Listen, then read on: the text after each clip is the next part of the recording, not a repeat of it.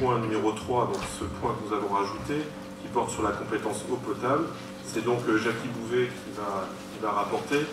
Il s'agit de désigner des délégués de la communauté d'agglomération au sein du SDO 5.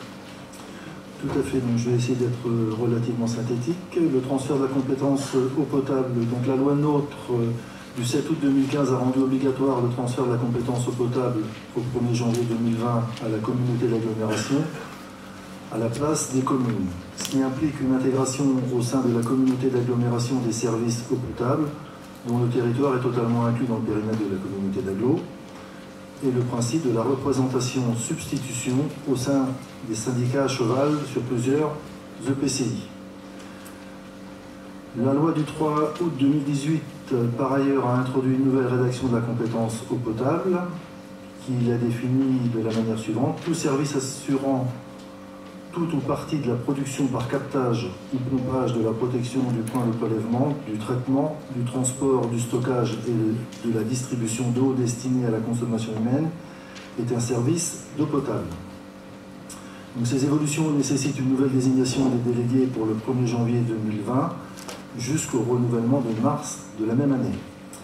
Donc en bas de la page, vous avez une carte avec la situation actuelle d'eau potable sur la communauté d'agglomération de Mont-Saint-Michel-Normandie. Actuellement, nous avons 12 structures en charge de l'exercice de la compétence eau potable, dont 8 sont incluses en totalité dans le périmètre de la communauté d'agglo Mont-Saint-Michel-Normandie. La communauté d'agglo Mont-Saint-Michel-Normandie a fait le choix de ne pas exercer en gestion directe la compétence eau potable et d'en confier la gestion aux 2 syndicats d'eau potable qui ont initié des démarches de structuration et de mutualisation à l'échelle du territoire, le syndicat mixte de mutualisation de production d'eau potable du Grand Villet et de la Branche 1, le SMPGA, d'une part, et d'autre part le syndicat départemental d'eau de la Manche, le SDO 50. La communauté d'agglomération Mont-Saint-Michel-Normandie doit désigner les délégués qui représenteront à compter du 1er janvier 2020 à la collectivité au sein du SDO et du SMPGA. Il est donc proposé de reconduire les délégués actuels dont la liste est jointe au rapport et dont je vais vous faire grâce de la lecture puisque ce serait relativement long. Donc l'idée c'est d'être dans l'anticipation et de redésigner les délégués qui siègent actuellement au SDO et dont la liste est jointe au tableau. Merci. Est-ce qu'il y a des questions concernant ce point? Alors, Peggy. Moi j'ai une petite question, puisqu'il y a l'intervention de Philippe Aubry tout à l'heure de Bresset qui disait qu'ils avaient désigné mais que ça n'était pas pris en compte en fait dans le document que tu viens de nous présenter, Jackie. Alors pourquoi ne pas avoir attendu d'avoir la totalité des délégués désignés pour passer cette délibération? Alors donc effectivement il y a Bresset, on risque d'avoir alors Juvigny, je ne sais pas si c'est le même cas, peut-être. Donc voilà, moi l'idée c'est vraiment qu'on ait cette délibération qui soit prise. On raccrochera Bresset le moment venu quand on aura le nom des délégués, mais voilà, c'est simplement.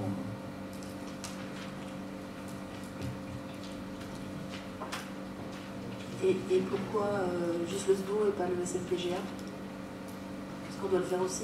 Parce que le SMPGA en fait n'a pas communiqué pour l'instant, il n'y a pas une urgence absolue. C'est pour ça que je m'interroge au niveau du SDO en fait sur le fait que malgré que tous les délégués ne soient pas officiellement transmis, pourquoi il y a cette délibération intermédiaire ou provisoire ou première ou je ne sais pas comment l'appeler. Le SMPGA c'est à partir de janvier.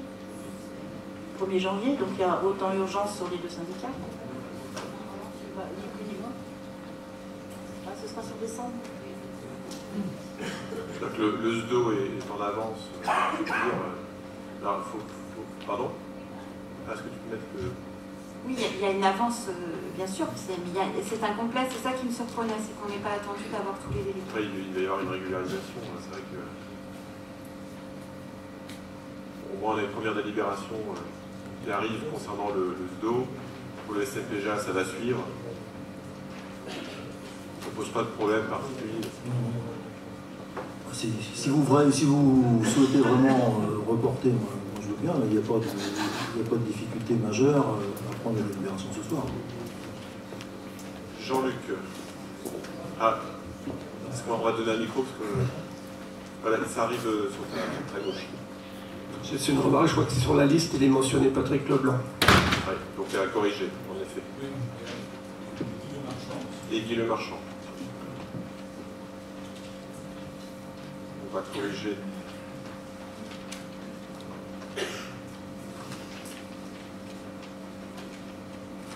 Y a-t-il d'autres questions ou remarques concernant ce point? A priori, donc je vous propose de passer au vote.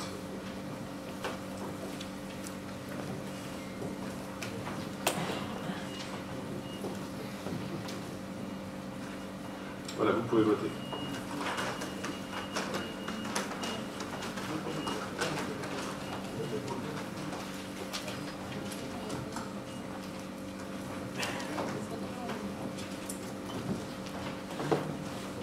Voilà, donc 115 votes sont favorables, 7 sont défavorables, et nous avons 6 abstentions. Donc cette désignation déléguée au sein du 250 est adoptée à la majorité.